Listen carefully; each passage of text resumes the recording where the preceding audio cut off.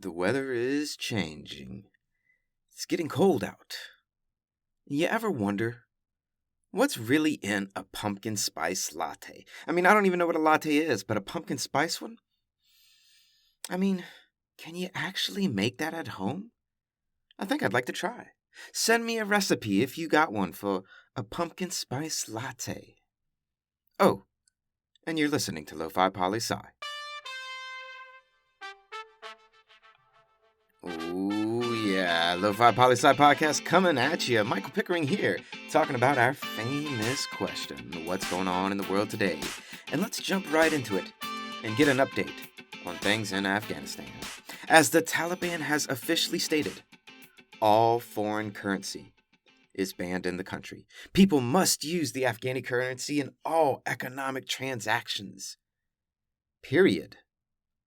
This is big for quite a few reasons, people. Number one, because it appears most people are using foreign currency.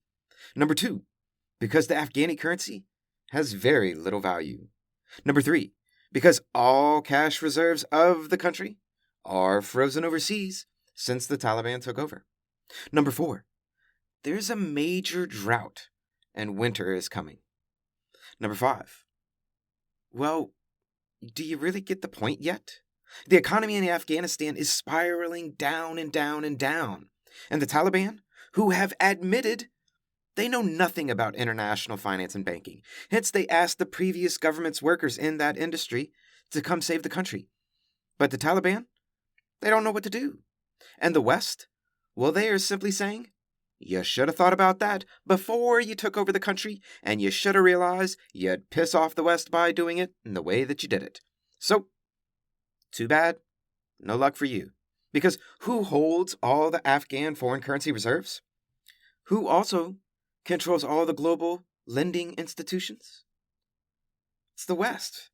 Let's be real here for a minute, Lo-Fi Nation. Afghanistan is about to be in the midst of a man-made famine. And people are going to start dying from malnutrition. Diseases caused from malnutrition. Women and children are going to be disproportionately affected by all of this. And mass starvation is about to take place. The Taliban cannot fix this problem alone. And the West is so butthurt over the Taliban taking over in the way that they did. So the West wants to make a point here. And it boils down to this, listeners. How long is either side going to let this go on? How many people are going to have to die in this man-made famine just to prove a political point?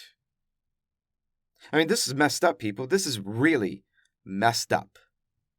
But write in. You tell us. What do you think out there? How soon will this end? Or is this not going to end? And we'll definitely keep you updated moving forward.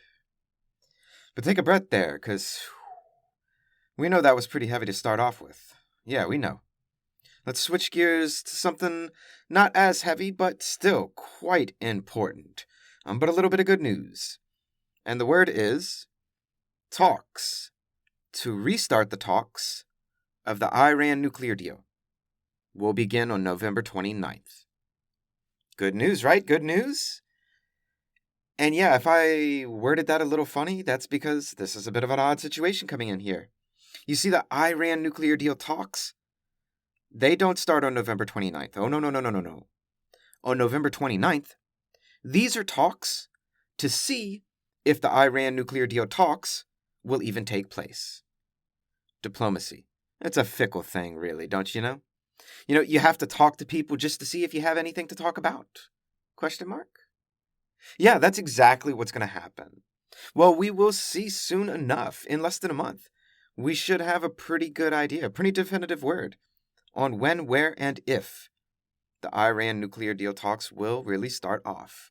So keep listening for that. And now let's switch gears to Thursday's edition of The Game. That's right, it's time for that Lo-Fi Global Trivia. 5 fast-paced questions coming at you for that Lo-Fi loot, redeemable at the end of Season 4. And question number 1. What is the tallest building in the world? And 5, 4, 3, 2, 1. And it is the Burj Khalifa in Dubai of the UAE. And of course, the direct follow-up question, how tall is it? And 5, 4, 3, 2, 1. Answer is 2,717 feet. Damn, that's tall. 828 meters for the entire rest of the world. That's 163 floors plus a basement. It's amazing. Imagine if the elevator goes out. How long would it take for you to walk up all those stairs? Question number 3, though. Is the tallest mountain in the world taller than the tallest building? And 3, 2, 1, because you don't even need a 5 count. You know that humans haven't built anything even close to the tallest mountain. And of course, question number 4 has to be, what is the tallest mountain? And how tall is it? And 5, 4, 3, 2, 1. Our answer? Mount Everest. I think pretty much most people know this. But how tall is Mount Everest? And it's over 29,000 feet, and still growing.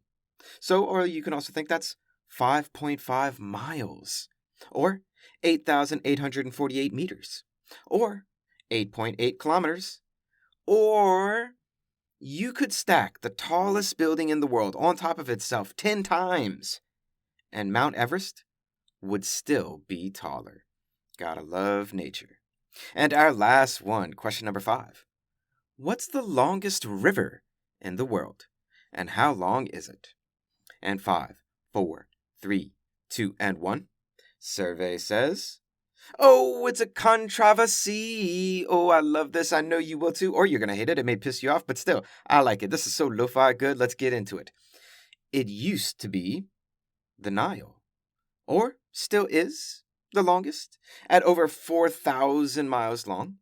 So say it the Guinness Book of World Records. So Guinness Book of World Records says the Nile. But the U.S. Geological Survey, part of the U.S. Department of Interior, says it's actually the Amazon, at also over 4,000 miles.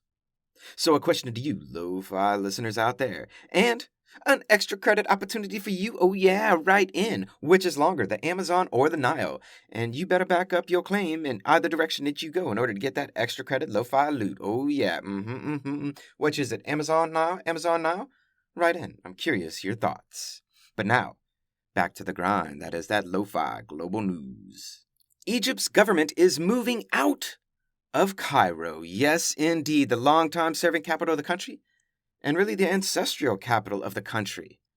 Well, now, they're moving the government to the eastern outskirts, to a brand new, high-tech, smart city that will be able to hold around 6.5 million people. And this is pretty cool. I mean, really, buildings are going to be completely brand new. The superstructures, brand new. The parks, the infrastructures, the roads, everything super high-tech. I mean, this sounds amazing. I wonder if they're going to have those sidewalks that walk for you, like you see the airports, they have the walkways that just like move for you and you just stand there. Or if you stand there and you see people walking by you, it looks like they're running, but they're walking on the paths that are already walking for you. I would love that in a city. That'd be so awesome. Anyway, back to it. Still, this is only the beginning of a 6-month trial period to see how things go in this new capital city. And really, I'm curious what this will mean for Cairo. I mean, surely, this is going to affect the city's economy in a big kind of way. And one would assume it would take away from Cairo's economy. So keep your eyes open on this one, Lo-Fi Nation. We surely will be. Now let's move on over to Portugal, which we almost never talk about. Portugal, sorry about that. We'll work on it.